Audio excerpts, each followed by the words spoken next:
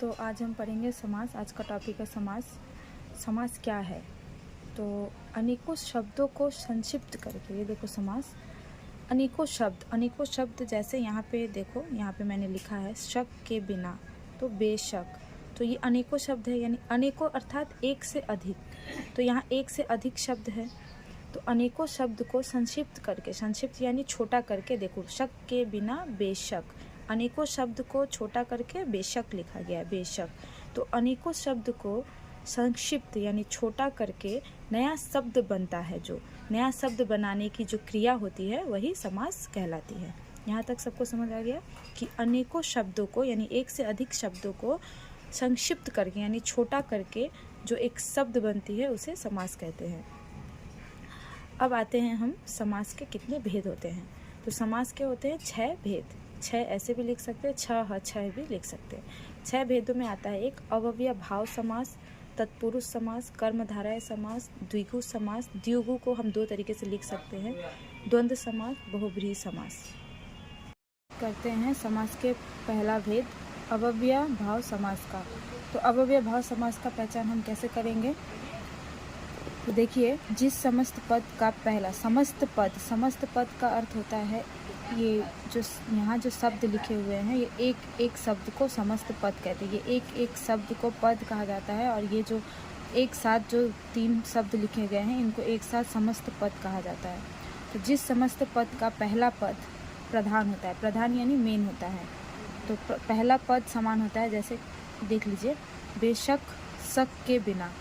तो यहाँ पे बेशक, बे यानी नेगेटिव होता है, बे का मतलब बिना, और शक तो शक। तो पहला पद यानी जब हम समास को विग्रह करेंगे यानी समास को जब तोड़ेंगे, यानी ये बेशक एक समास है, इस समास को हम तोड़े, यानी ये अव्यय समास है, इस समास को जब हम तोड़ेंगे तो लिखा हुआ है कि शक के बिना। तो हमारा जो पहला पद शक है, तो इसमें दिखाया जाएगा जो पहला पद शक है, ये विग्रह करना है। विग्रह करने के बाद हमें पता चलता है कि समास कौन से पद में है, यानी समास का कौन सा भेद के बारे में बताया जा रहा है। तो शक यानी पहला पद उसका प्रधान है। तो यहाँ पहला पद देखिए शक के बिना, तो शक जो है वो पहला पद है, यानी पहला वर्ड है, ये है प्रधान होता है। यहाँ पे शक का मतलब आपको पता है, शक के बिना यानी बिना शक के या शक के बिना। तो बिना शक के नहीं लिख सकते, हम इसको लिखेंगे शक के बिना। हम बिना शक के भी लिख सकते थे, लेकिन जो कि इसका पहला पद प्रधान है तो हम यहाँ शक के बिना लिखेंगे। ठीक उसी तरह भर पेट यानी पेट को प्रधान माना गया है, तो पेट भरकर। ठीक उसी तरह से जन्म, जन्म भर या जीवन भर, जन्म और जीवन एक ही है, जन्म भर भी लिख सकते, जीवन भर भी लिख सकते। भर यानी पूरी समय, और जीवन यानी मूल शब्द यानी मेन वर्ड क्या है, जो प्रधान शब्द है वो है जीवन, तो जीवन भर। यथाशक्ति, यथा मतलब अनुसार, अकॉर्डिंग अनुसार, और स्थिति यानी सिचुएशन, तो स्थिति के अनुसार। तो यहाँ मूल शब्द हो गया हमारा, मेन वर्ड हो गया स्थिति, यानी यह है प्रधान पद, प्रधान पद हो गया हमारा स्थिति, तो स्थिति के अनुसार। ये है समास का प्रथम भेद अव्यय भाव समास। यहाँ पे जो मूल शब्द है, मूल शब्द को देखिए। मूल शब्द का अर्थ होता है वन को गमन, तो गमन का अर्थ होता है चले जाना। वन गमन, वन का मतलब तो आपको पता है जंगल, और गमन का मतलब होता है जाना, यानी वन को जाना, वन को गमन। तो देखिए इसका दूसरा पद यहाँ पे प्रमुख है, वन गमन, यानी वन को गमन। ये गमन शब्द का यहाँ पे ज़्यादा प्रभाव, गमन शब्द पे ज़्यादा प्रभाव पड़ रहा है। जैसे कि हमने अव्यय समास में पढ़ा था कि इसका प्रथम पद जो होता है, प्रथम पद प्रधान होता है। ठीक उसी प्रकार इस तत्पुरुष समास का दूसरा पद प्रधान होता है, और इसमें जो दूसरा पद है, इसमें जो इसका पहला पद है वो दूसरे पद की विशेषता को बताता है। यानी पहला पद यानी वन, और इसकी दूसरी की विशेषता को बता रहा है गमन। यानी पहला पद जैसे कि अपने अव्यय समास में हमने पढ़ा था कि स्थिति के अनुसार, तो स्थिति लास्ट में था और हमने उसमें पढ़ा था, रुकिए मैं दिखाती हूँ। ये देखिए स्थिति के अनुसार, यहाँ यथा स्थिति, यहाँ पे जो दूसरा पद है इसको हम पहले यहाँ पे लिखते हैं, तो स्थिति के अनुसार हो जाता है। तो इसका जो यहाँ पे जो दूसरा वाला पद है इसको हम पहले लिखेंगे, जब विग्रह करेंगे तो इसको पहले पकड़ेंगे, इसीलिए इसको हम पहला पद कहते हैं। तो स्थिति के अनुसार, तो इसका पहला पद मुख्य था, यानी पहला पद जो है वो प्रधान है। ठीक उसी तरह तत्पुरुष समास में यहाँ देखिए गमन, यहाँ पे जो है दूसरा शब्द प्रधान है, यानी वन गमन, यानी वन को गमन, दूसरा शब्द प्रधान है। और जो पहला शब्द है वो दूसरे शब्द की विशेषता को बताती है, यानी वन वन वन का मतलब जंगल होता है, और जंगल जो कि एक संज्ञा है, नाउन है, एक जगह है, ठीक है। तो ये स्थानवाचक संज्ञा है। तो वन की विशेषता क्या बता रहा है? गमन, यानी घूमना। वन की विशेषता है गमन। ठीक उसी तरह ग्राम को गत, ग्राम की विशेषता है कि ग्राम गत है, ठीक है। तो ये कुछ इस प्रकार है। और इसका तत्पुरुष समास को पहचानने के कुछ साइन है, देख लीजिए।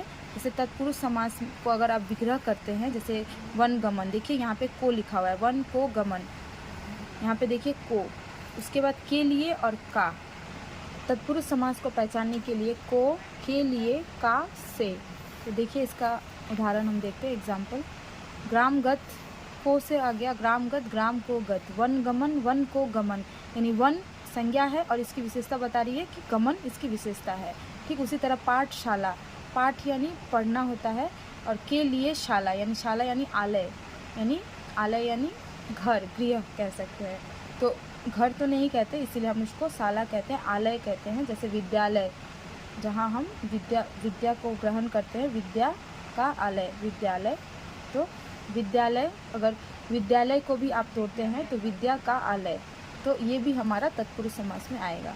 और पवन पुत्र, पवन का पुत्र, देखिए का, जब भी आप देखेंगे पवन पुत्र आता है, और अगर विग्रह किया होता है कि पवन का पुत्र, रोग से पीड़ित, से, का, के लिए, को, अगर ये सभी अक्षर, ये सभी शब्द आपको अगर किसी भी समास में मिल जाता है तो आप समझ लीजिएगा कि ये तत्पुरुष समास है। तत्पुरुष समास को पहचानने के एक बहुत ही इजी ट्रिक है ये कि को, के लिए, को, के लिए, का, से। अगर ये सभी जिस भी पद, समस्त पद में होगा, समास विग्रह में जिसमें भी समास विग्रह, जिस भी समास विग्रह में ये सारे पद होंगे, वो समझ लीजिएगा कि वो तत्पुरुष समास है। तो चलिए नेक्स्ट का, तो अब हम देखेंगे कर्मधारय समास। तो पहले तो मैं बताऊंगी कि कर्मधारय समास को पहचानने के लिए कि यह समास कौन सा समास है। तो इस समास को पहचानने के लिए आप सबसे पहले देखिएगा कि अगर उस समास विग्रह में के समान, रूपी और है जो लिखा होगा तो समझ जाइएगा कि ये कर्मधारय समास है। और अगर आपको कोई समास दिया और कहा कि इसे कर्मधारय समास में विग्रह करे, समास विग्रह करे, और इस या तो कर्मधारय समास में विग्रह करे, क्वेश्चन ऐसे ही आता है, एक क्वेश्चन दिया रहेगा, मतलब एक शब्द दिया रहेगा, समस्त पद दिया रहेगा, और आपको उसको विग्रह करना है। तो आपको दिया रहेगा कि कर्मधारय समास में विग्रह करे। सॉरी, यहाँ मैंने ये समास का स्पेलिंग रॉन्ग लिखा था, अभी ठीक कर दिया। तो अगर दिया रहेगा कि के समान, रूपी है जो, तो अगर आपको कर्मधारय समास को विग्रह करना है यानी तोड़ना है, तो आप उसमें के समान आप सेंटेंस को लिखिएगा, और लिखने के बाद आप पढ़िएगा, आपको जो उसमें सूट लगे आप उसी को उसमें लिख दीजिएगा। के समान हो सकता है, रूपी हो सकता है, और है जो एक साथ लिखना है आपको। ये है जो आएगा ये एक साथ आएगा, रूपी और के समान एक साथ आएगा। तो जैसे हम पढ़ते हैं कि कर्मधारय समास क्या है, जिस समस्त पद मैंने आपको बताया पहले, जिस समस्त पद के दोनों पदों यानी ये देखिए इसमें दो शब्द है ना, एक है प्राण, एक है प्रिय।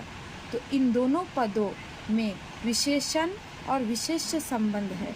विशेष्य यानी किसी के बारे में कुछ बताना, और उस चीज़ के बारे में उस चीज़ की जो विशेषता बताई जाती है वो हो गया विशेषण।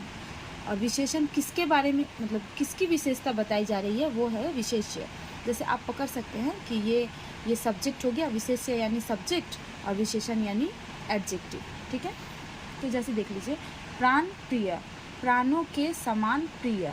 प्राण प्रिय में देखिए यहाँ इसको भी प्रधान बताया गया, यानी कर्मधारय समास में दोनों पदों को समान बताया गया है। दोनों पदों को, जैसे प्राण को भी समान बताया गया और इसके प्रिय को भी बताया गया, इसीलिए लिखा गया है कि प्राणों के समान प्रिय। देखिए दोनों पदों में विशेषण विशेष से संबंध है, इसीलिए प्राणों के समान प्रिय। देखिए आ गया हमारा के समान, और एक आ गया क्रोधाग्नि। क्रोधाग्नि का अर्थात होता है कि क्रोध की जैसी अग्नि, यानी अग्नि के समान क्रोध, यानी क्रोध रूपी अग्नि। देखिए यहाँ पे आ गया रूपी हमारा। ठीक उसी तरह नील गाय, नील गाय, दोनों में संबंध है। देखिए किस तरह से, नीला, नीला गाय क्या हो गया, देखिए गाय है ये विशेष्य, जैसे मैंने आपको बताया सब्जेक्ट, तो यहाँ का गाय क्या है, यहाँ का गाय सब्जेक्ट है और विशेष्य, गाय क्या है, विशेष्य है, और विशेष्य की विशेषण क्या है, यानी विशेष्य की विशेषता क्या बताई जा रही है कि गाय जो है वो नीला है, इसीलिए बताया गया कि नीला है जो गाय। अब आता है 4 नंबर द्विगु समास। देखिए द्विगु को हम 2 तरीके से लिख सकते हैं, द के नीचे हलंत यानी आधा द, व में छोटी, घ में छोटा हो, या फिर द में आधा व, उसमें छोटी, घ में छोटा हो, द्विगु समास, द्विगु। द्विगु समास से देखिए इसको पहचानने के एक नियम है, इसमें जो है इसमें संख्या का पहचान करना है, यानी नंबर का।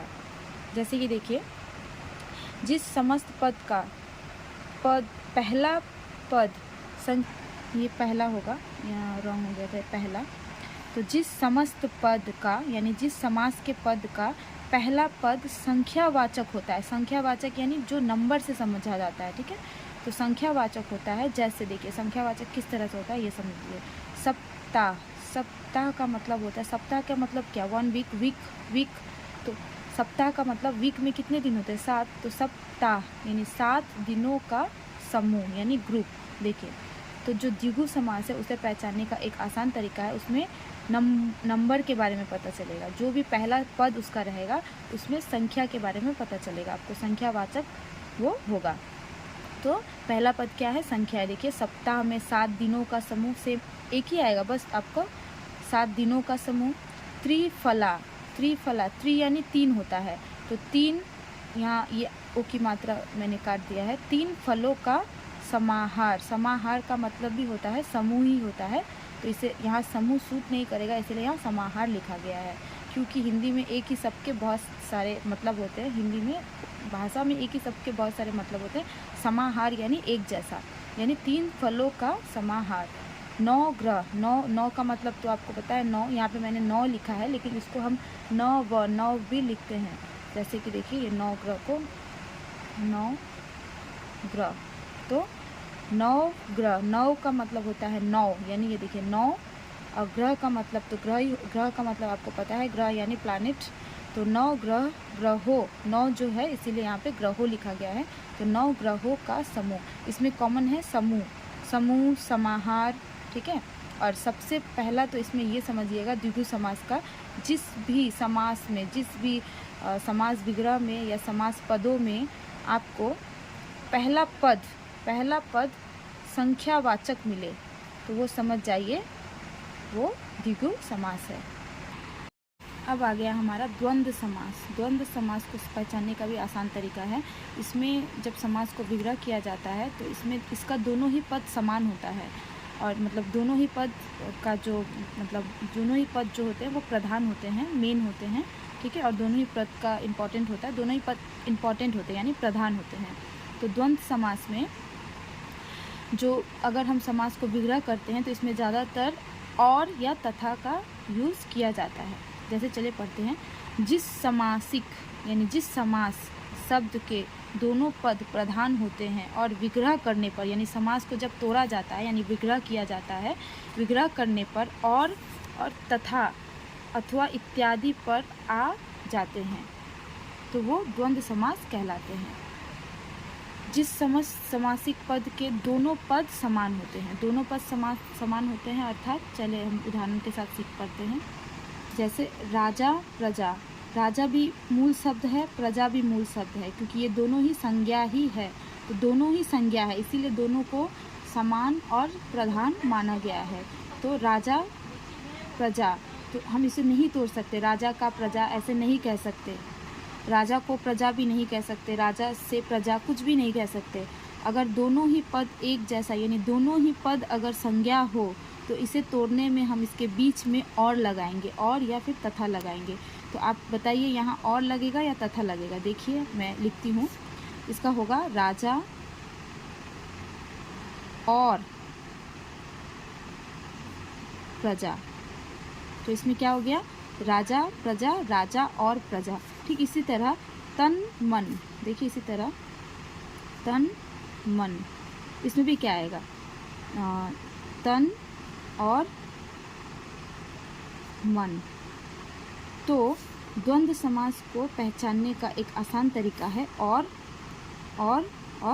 तथा तथा तथा से आप पहचान सकते। देखिए, तन मन, तन और मन, तन तथा मन, राजा प्रजा, राजा और प्रजा, राजा तथा प्रजा, लेकिन हम यहाँ तथा यूज़ नहीं करेंगे। हम पहले इस शब्द को बोलेंगे, इस लाइन को बोलेंगे। तथा बोलने से अगर अच्छा लगे तो तथा लिखेंगे, और अगर और लिखने से अच्छा लगे तो और लिखेंगे, यानी जो सूट करना चाहिए इस शब्द के साथ। तो द्वंद्व समास को पहचानने का क्या समान एक अच्छा तरीका क्या है? और द्वंद्व समास को पहचानने का आसान तरीका है और तथा। ठीक है, समझ में आया सबको? अब समास का एकदम लास्ट वाला जो भेद है, 6 नंबर का जो भेद है वो है बहुब्रीहि समास। बहुब्रीहि समास बहुत ही आसान है इसको जानने का, क्योंकि जो बहुब्रीहि समास है इसका जो कोई भी पद इसका प्रधान नहीं होता। जैसे कि हमने पढ़ा था अव्यय समास, अव्यय भाव समास, उसका प्रथम पद प्रधान होता है। कर्म तत्पुरुष समास का दूसरा पद समान होता है। कर्मधाराएँ का दोनों पद में ही विशेषण और विशेष्य की बात कही जाती है, मतलब उसमें जैसे सब्जेक्ट यानी विशेष्य यानी कि संज्ञा मतलब दिया रहता है और उसकी विशेषता बताई जाती है कर्मधाराएँ में। द्विगु समास में जैसे कि उसमें संख्यावाचक चिन्ह जो उसका पहला पद होता है वो संख्या से पता चलता है। ठीक है, पहला पद संख्या से पता चलता है। और जो द्वंद्व समास है उसमें दोनों पद ही प्रधान होते हैं, क्योंकि उसमें दोनों पद ही संज्ञा होते हैं। और ये जो बहुब्रीहि समास है इसमें कोई भी पद प्रधान नहीं होते हैं। देखिए, कोई भी पद प्रधान किस तरह नहीं होते हैं, और इसे पहचानने का एक बहुत ही आसान तरीका है। इसमें जब भी कोई समास विग्रह होगा उसमें देखिएगा जिसके, है लोचन जिसका, है उदर जिसका, ये देखिए है लोचन जिसके, है उदर जिसका, है बुद्धि जिसकी, और जीत लिया है जिसने, यानी जिसके, जिसका, जिसकी और जिसने, ये वाला शब्द अगर रहेगा तो आप समझ लीजिएगा कि वो बहुब्रीहि समास है। और बहुब्रीहि समास का और एक बात, बहुब्रीहि समास का कोई भी पद प्रधान नहीं होता है। तो जैसे कि त्रिलोचन, मान लीजिए एक शब्द दिया रहेगा त्रिलोचन और कहेगा इसका विग्रह करे, यानी इसका बहुब्रीहि समास में इसका विग्रह करे, यानी बहुब्रीहि समास में इसे तोड़े। तो त्रिलोचन का आप कैसे लिख सकते हैं? त्रि यानी 3 होता है, लोचन का मतलब होता है आँख, नयन। तो 3 है लोचन जिसके, 3 है लोचन जिसके यानी कौन? तो शिव के त्रिलोचन बताया गया है। लंबोदर, लंबो यानी लंबा, और इसमें देखिए लंबोदर, इसमें 2 शब्द छुपे हुए हैं, ये लंबोदर नहीं होगा, लंबोदर होगा। ठीक है, तो लंबोदर इसमें 2 शब्द है, लंबा प्लस उदर, उदर और लंबा। ठीक है, उदर का मतलब एक्चुअली में मुंह होता है, जैसे कि आप उसे सुर कह सकते हैं। जैसे कि गणेश का जो उदर होता है वो लंबा होता है, तो वही कहा गया है कि लंबा, लंबोदर यानी लंबा प्लस उदर, ओ को उदर, ये संधि में आ गया है। अगर जब मैं आप लोगों को संधि पढ़ाऊँगी फिर मैं इसके बारे में पढ़ेंगे हम लोग संधि। लंबोदर, लंबा है उदर जिसका, तो यहाँ आ गया जिसका, यानी कौन? गणेश। अल्प बुद्धि, अल्प यानी थोड़ा, बुद्धि यानी तो पता ही है बुद्धि, छोटी, थोड़ा या छोटी, तो अल्प यानी छोटी, है बुद्धि जिसकी, अल्प बुद्धि, छोटी है बुद्धि जिसकी। इसमें यहाँ पे किसी भी व्यक्ति विशेष के बारे में बताया गया है, क्योंकि बुद्धि से रिलेटेड है तो ये व्यक्ति ही होगा। किसी व्यक्ति के बारे में बताया कि बहुत सारे ऐसे व्यक्ति होते हैं जिसकी बुद्धि कम होती है, तो उसके लिए हम यूज़ किए हैं अल्प बुद्धि, छोटी है बुद्धि जिसकी। देखिए यहाँ जिसकी यानी जिसकी, जिसका, जिसके और जिसने, जिस भी समास में आप देख लीजिएगा जिसके, जिसका, जिसकी और जिसने रहेगा वो बहुब्रीहि समास ही है। और अगर कहे कि बहुब्रीहि समास में विग्रह करो, समास को बहुब्रीहि समास में विग्रह करो, तो आप उसमें हमेशा है लोचन जिसका, है लोचन जिसके, है उदर जिसका, बुद्धि है बुद्धि जिसकी, इस तरह से आप लिखेंगे। ये बस आपको समझने की ज़रूरत है, और बस ये याद रखने की ज़रूरत है और समझने की भी ज़रूरत है। इसे समझना और याद करना दोनों ही पड़ेगा, क्योंकि इसे सिर्फ याद करने से भी नहीं होगा और सिर्फ समझने से भी नहीं होगा, इसे आपको याद और समझना दोनों ही पड़ेगा। मृत्युंजय, मृत्युंजय, मृत्यु यानी मरण, मृत्यु, और जय का मतलब होता है उसको जीत लेना। तो मृत्यु को जीत लिया है जिसने, शिव। यहाँ पे शिव क्यों कहा गया है मृत्युंजय? क्योंकि ऐसा माना जाता है कि शिव ने विष पान किया था, उसके बाद भी मतलब सारे विष को पान किया था, उसके बाद भी वो जीवित है, तो इसीलिए मृत्युंजय यानी मृत्यु को भी उन्होंने जीता था। तो मृत्यु को जीत लिया है जिसने, यानी शिव को बताया कि शिव समान। ठीक है, तो यही है इसका अंतिम समास, बहुव्रीहि समास। और ये दिखने में लगता है लंबा, मगर सबसे इजी अगर याद करने के लिए हो तो एक बहुव्रीहि समास हो गया और एक आपका द्वंद्व समास हो गया। इसमें और से पता चलता है, और तथा, और इसमें जिसका, जिसके, जिसने, जिसकी। ठीक है, इस तरह से पता चलता है। वीडियो पसंद आया हो तो लाइक और सब्सक्राइब जरूर करें।